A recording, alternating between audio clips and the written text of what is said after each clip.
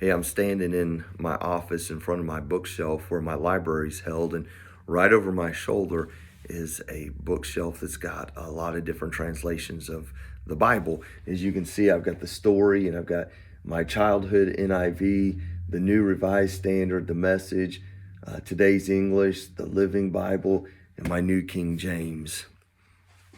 And I have that because it's important that I read different translations.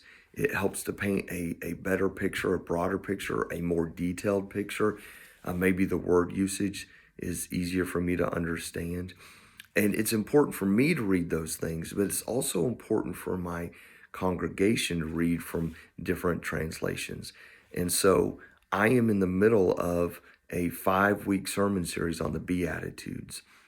And every Friday, I've gotten into the habit of doing this. Every Friday, I send out a mass email to my congregation, and it talks about what's coming up on Sunday morning. It gives the sermon series or the sermon title, it gives the text. Sometimes I will cut and paste that text so they don't have to look it up.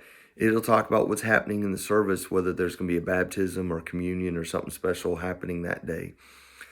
But with the Beatitudes, because we're taking 5 weeks to get through that, what I've done is every Friday I send them a different translation. So they're reading it and rereading it from whatever version they use at home, and then a different translation on Friday.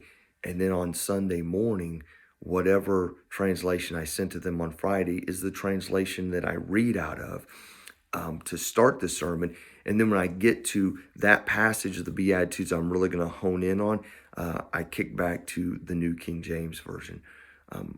My people appreciate it. A lot of them are diehard. I'm King James only, or I'm the NIV only, or whatever. But I'm stretching them and helping them to learn and get a better picture, to understand that it's okay to read different translations. And it's just helping us as a church as we go through learning the Word of God. So with eyes wide open, look for opportunities where you can get out of whatever translation you use or that your people use and introduce a new translation that will help them to gain a better understanding of God's holy word and the teachings of Jesus. Hey, I love you. Have a great weekend. I'll see you next time.